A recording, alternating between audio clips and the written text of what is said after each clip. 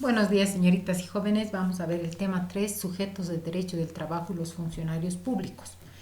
Y lo primero que tenemos que distinguir es que los sujetos de derecho laboral se clasifican en tres grandes grupos.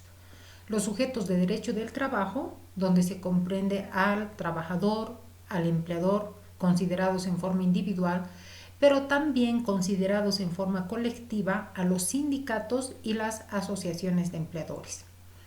Por otro lado, tenemos otro grupo que son los sujetos del contrato de trabajo. Tenemos que puntualizar que el contrato de trabajo es todo acuerdo verbal o escrito entre una persona denominada empleador y otra denominada trabajador que voluntariamente presta servicios a favor del primero a cambio de una remuneración.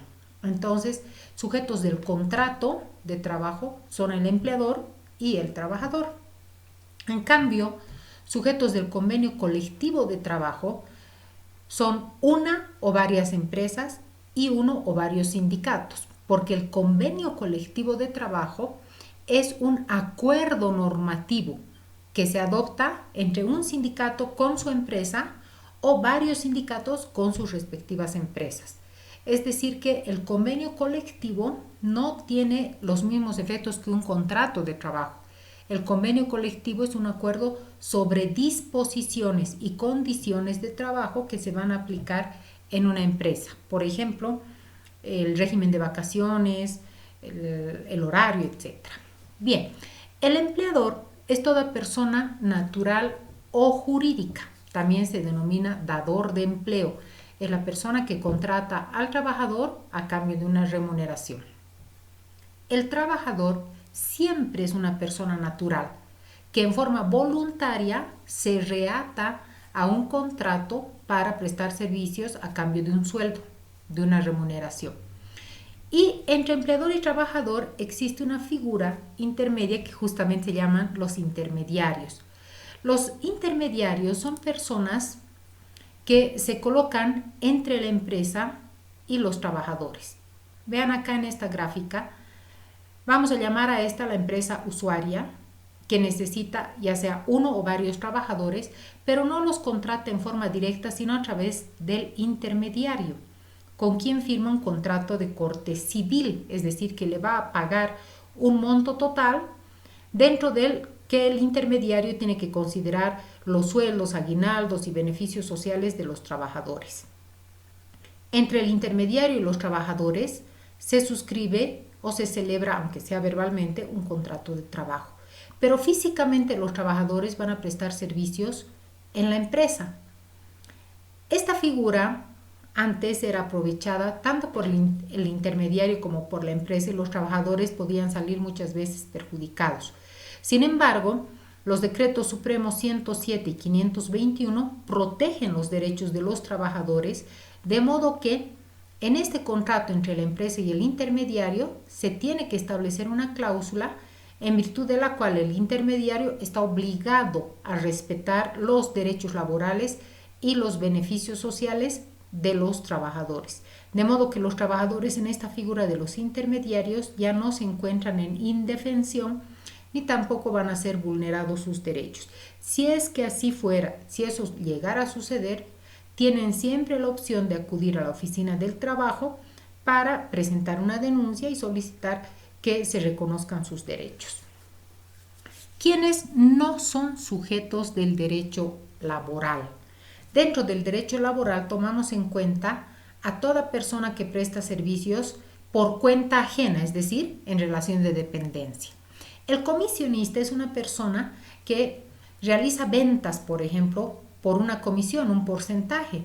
Y esas ventas generalmente las hace en su tiempo libre, por tanto, no es sujeto de derecho laboral. El socio es la persona que ha aportado con cuotas de capital o ha comprado acciones en una sociedad. Tampoco es sujeto de derecho del trabajo solo por ser socio. El mandatario es el apoderado, una persona que recibe el mandato de otra para realizar una diligencia, una acción. Tampoco es remunerado y tampoco es su trabajador. Y el artesano es la persona que realiza trabajos eminentemente manuales y que lo hace directamente al público, es decir, por cuenta propia.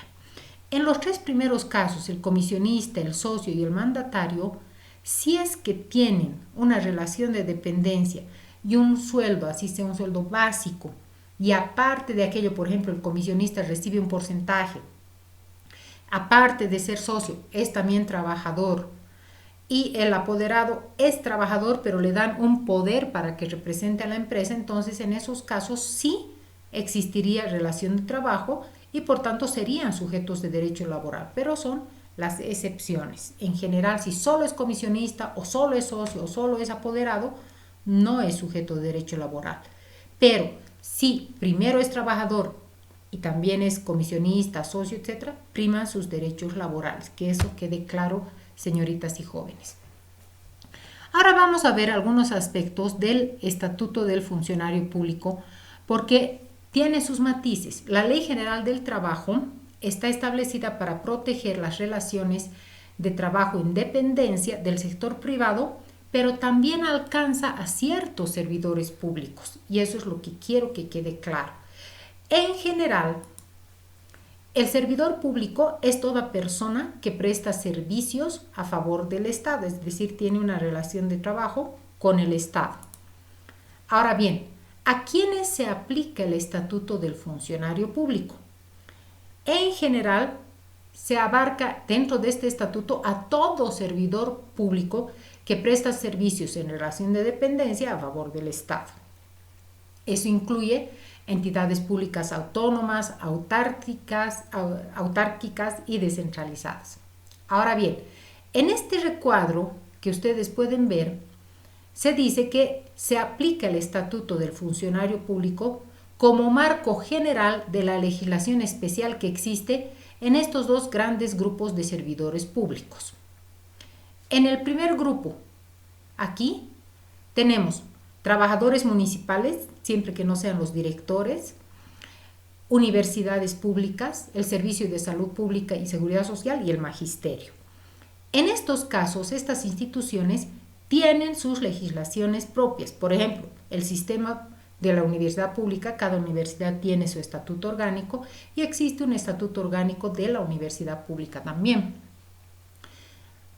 Y lo propio con las demás instituciones.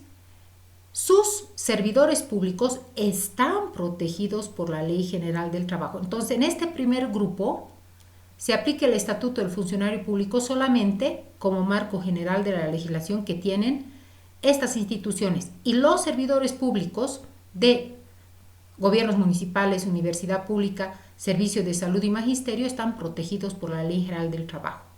Entonces, son la excepción dentro del estatuto. Son servidores públicos, pero están protegidos por la Ley General del Trabajo. En este segundo grupo tienen sus legislaciones especiales, pero no están dentro de la Ley General del Trabajo. Y ahí tenemos el escalafón judicial del órgano judicial, la carrera fiscal del Ministerio Público y el servicio exterior y escalafón diplomático.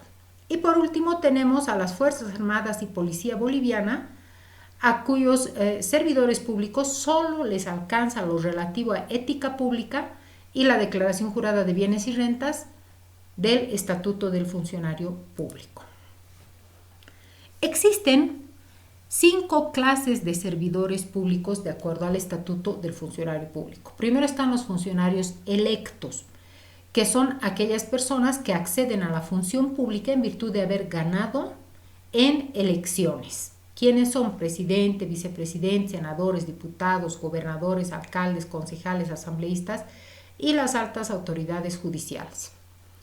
Los funcionarios designados acceden a la función pública cuando son nombrados de acuerdo a la Constitución Política del Estado. Por ejemplo, el fiscal general, el procurador general, también está ahí el defensor del pueblo, por ejemplo.